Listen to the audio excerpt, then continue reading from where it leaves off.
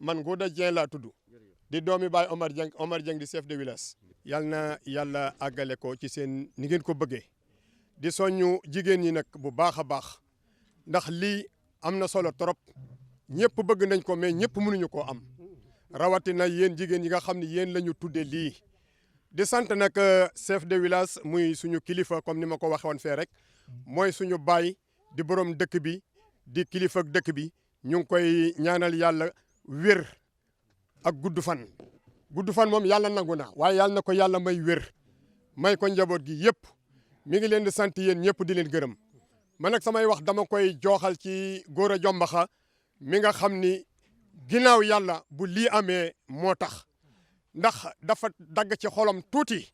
joxe ko te li mu bàyyi ci xolam moo ëpp li mu dagg joxe ko parce que hectare yu toll nii nga ñëw ci dëkk am njaboot bu fekkan ni ak ni suuf toll mel ni ko nit ñi di xëccoo kenn ku ne mètre boo am ni seew dang ci noo ci jote mu jël lu toll nii jox ko waa Ngembe kooku góoram mënuñu koo fay yàlla mi nga xam ni mooy fay yàlla na yàlla fayal ko waa Ngembe gépp ndax am na njaboot mën na ne sama njaboot a ngi fi ca ëllëg nangam ak nangam ak njaboot tamit nangu lool nañu war a nangoo néewuñu ko bàyyi lii néewuñu ko bàyyi laa jekk na Gora def na ko yàlla na yàlla fay ko maa ngi nuyu ñi fi teew ñëpp di nuyu presse bi télévision bu fi teew journaliste bu fi nekk ñu ngi lay nuyu di la ziar di la jox sa wàccuwaay bu baax a baax di ñaan yàlla seen liggéey bii ngeen nekk yàlla na ko yàlla jëmee kanam lépp lu ngeen ci mébét rek yàlla na ko yàlla nangu parce que liggéey la boo xam ne bu am solo la ñu ngi leen di sant di leen gërëm ñun waa Ngembe daal ñu ngi sant di gërëm ñii nga xam ne ñooy suñuy gan andi fi lii comme ni ñu ko waxee rek maanaam ndox mi nu mu gën a jigee rek jigéen ñi seen sawarte gën a kii parce que jigéen dooleem bëriwul lu ko gën a jige rek bu fekkee ni bu ci lay gën a mën a góorgóorlu sama wax daal maa ngi koy jooxal ci jigéen ñi seen pas-pas li ngeen jàpp bu leen ko bàyyi bu ngeen jàppan benn jàpp leen ko fukk ndax lii yombul de heure bu ñu ko soxlaa rek ñu def ci waxtaan parce que njaboot gi njabootu Ngembe la du njabootu Masamba du njabootu Mademba suuf si tamit suuf si waa Ngembe bàyyi kenn moomu ko lépp lu ñu ci bëgg lu jëmee dëkk bi kanam rek incha allah nu ñu ko bëggee dinañ ko amee noonu incha allah ci kilifa ci ndigalu chef de village. Diogal Mbaye chargé de projet au niveau de ENDA Lead Afrique francophone di représenter son directeur exécutif Moussa Mbaye Gueye. Initiative bi nag COP26 live lañ koy wax ñu sumboon ko nose ko si ne bu dee dañuy yëngal wala def ay waxtaan ci wàllu changement climatique fële ca Glasgow nit ñi demul da nga xamante ne itam muy ña dem di représenter ñi fi des ñu def ay lël di waxtaane changement climatique ak kenn ku ci nekk surtout nag ndaw ñi ak jigéen ñi ban yitte ak ban solos la ñu war a mën a def pour seen i mbébét ñu mën ko boole ci engagement climatique yi nga xamante ne tey fële ca Glasgow lañ koy waxtaanee tey nag mu nekkoon bés bi ñu koy tëj ñun ñu tàmbali woon na suñu activité ñaari fan ci gannaaw war ko tëjee incha allah bu weer wi di jeex ak ña demoon dellusee ak la ñu fa jëlee ñu jëm ko waxtaanee incha allah ci ay fan yu néew li ñu fi andi nag tey fii ak inauguration bay dundee bi périmètre bi ñu fekk si fi soxna Julie muy initiative ba nga xamante ni itam comme dañu ko laloon pour jéem a jël yitte yi ak mbébétu ndaw ñi ak jigéen ñi fii ñu fekk fii tey waa Ngemb nga xamante ne tey li fi am solos yëpp daanaka génnul loxo jigéen ñi ak ñoom seen yitte ak seen jàmbaar nga xamante ne tey nag comme dañu koy jottali incha allah baat yi ak kaddu yi ak mbébét yi fi am incha allah ñun bu ñu demee dinañ ko jottali ci suñu ay kilifa nga xamante ne nag lii ñu fi fekk tey nga xamante ne ñoom ñu ngi si transition agroécologique bi dugg nañu si te réponse la itam face au changement climatique nga xamante ne tey day firndeel rek encore une fois rôle wala liggéey bi nga xamante ne jigéen ñi ak ndaw ñi dañ koy liggéey ci apporter ay réponses ci changement climatique. ONG yi nag ENDA Lead moo ko initié woon si COP26 live bi. ONG ENDA Lead Afrique francophone di ko liggéey ak waa OSIWA Aar Sunu Delta ENDA Énergie Fondation Heinrich Böll ak waa Gypsuar ñi ñu fekk si fii nii tey ak coalition Green Team Sénégal. Je m'appelle Abdourahim Wansal. Je suis le coordonnateur national de l'ONG Hilfefi Africa Vasafi Sénégal. Nous sommes aujourd'hui ici à Nguembedieng pour inaugurer le projet maraîcher Bédoundé sur l'initiative de Gypsoar sous la direction de Mme Julie Cissé, avec qui nous avons un partenariat. Et c'est nous qui aidons à mettre en place le kit. Quand je dis kit aujourd'hui, il s'agit du point d'eau. Ça peut être un puits ou un forage selon les localités. On met également en place la pompe solaire et ses accessoires, le réservoir de 5 mètres cubes, 1 hectare de goutte à goutte et un accompagnement dans les aspects formation. Nous avons déjà 10 périmètres pour lesquels nous avons fait ces investissements-là. La particularité au niveau de Nguembé, c'est que nous avons déjà trouvé en venant ici qu'une organisation allemande, il y a déjà 30 ans, avait réalisé un puits qui, fort heureusement, a été extrêmement bien construit, fourni encore beaucoup d'eau. Il a une profondeur totale de 55 mètres, mais a une colonne d'eau de 25 mètres. Nous avons pris la précaution de faire des tests de débit pour voir un peu est-ce que le projet que nous avons ici pouvait être porté par le puits en termes de disponibilité de la ressource en eau. Dieu a fait que le puits ne tarit pas, il a vraiment beaucoup d'eau. Et ce qui nous a permis de faire donc le raccordement à partir de là-bas pour pouvoir brancher ici le réseau goutte à goutte et faire l'arrosage correctement. Ce qui est recherché au niveau de tous les périmètres, c'est d'abord mettre en place le réseau goutte à goutte sur 1 hectare. Sur 1 hectare pour que ce soit déjà un périmètre école, un périmètre qui serve d'école pour que les femmes puissent déjà pratiquer, avoir les bonnes pratiques et pour qu'elles puissent elles-mêmes décider de l'extension à faire sur le second hectare. Aujourd'hui, nous avons la chance d'avoir avec nous la famille Rothenberger, qui sont très très connus en Allemagne dans la zone Francfort. Ils ont la fondation Tools for Life, qui veut dire l'outillage pour la vie. Le concept, c'est que pour eux, il faut donner à chacun la clé qui lui permette de démarrer sa vie. Ils sont dans l'outillage et dans les machines, mais ils ont créé la fondation Tools for Life à côté. C'est pour encadrer les œuvres sociales qu'ils sont en train de faire. Entre autres choses, ils nous ont aidé à financer beaucoup d'écoles. Aujourd'hui, nous avons eu le plaisir de les accueillir, de les amener aujourd'hui à Nguembedieng. Ils ont déjà financé un périmètre similaire qu'on va aller inaugurer demain à Angolar. Mais aujourd'hui, déjà, on les a amenés à Nguembé pour qu'ils voient un peu.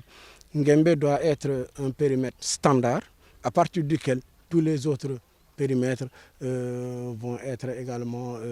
aménagés. Alors, et on a eu le plaisir de recevoir M. Rothenberger et sa fille Sandra, et qui, de manière spontanée devant tous, ont pris sur eux de financer 1 hectare de goutte à goutte pour l'extension du périmètre de Nguembé. Nous profitons de vos antennes et de vos micros pour les remercier très sincèrement. am mbégte tey taxaw fii ci périmètre Bédoundé bu Nguembedieng lëkkaloo ci ak suñu jigéen suñu xarit soxna Julie Cissé ne ku ko tudd ku nekk teg ci développement ñu ñëw Nguembedieng fii tey pour ànd ak njaboot yi nga xam ne ñoo nekk ci ginnaawam pour inaugurer projet maraîcher bi nga xam ne moo fi nekk. ñun ñoo nekk partenaire am yi nga xam ne ci suñu lëkkaloo ñu ngi ci jublu fépp fu ñu am périmètre ñoom waa Gypsoar fu ñu am périmètre fu ne ñun ñu dimbalee leen defal leen fa benn teen wala benn forage léeg-léeg mu nekk teen la mu nekk forage mu ngi dépendre ci localité bi ak yan jafe-jafe la am su ko defee ñu boole ci pompe solaire bi ak yi mu àndal def ci benn mbànd boo xam ne 5,000 litres lay jël waaye def également arrosage goutte à goutte nga xam ne jigéen ñi du ñu sonn ci jël arrosage di dem loolu la ñu yéene ànd ak moom ci loolu amagum nañu fukki périmètre mais ñu ngi am yéene fépp fu ñu am ñoom groupement de femmes boo xam ne seen borom am nañu suuf ñu gungee leen loolu. fii ci Nguembé teen bi ndax mën naa yenu li nga xam ne li moom la ñuy wax ak it yaakaar naa ni jigéen ñi dañ doon sàkku ci seen i gan. ñu yokkal leen li nga xam ne mooy goutte à goutte. waaw loolu dafa mel ni ñaan gi nangu na bi ñu ñëwee Nguembé yàlla dafa dogal ñu dañ fi fekk déjà teen boo xam ne am nañu ay allemand yoo xam ne ñooñu jiitu woon ñoom ñoo ko fi def waaye bi ñu ñëwee ñu ne nañu xool ba xam teen bi tey lan mooy taxawaayam ñu gis ne xóotaayam àgg na ci 4 fukk ak juróom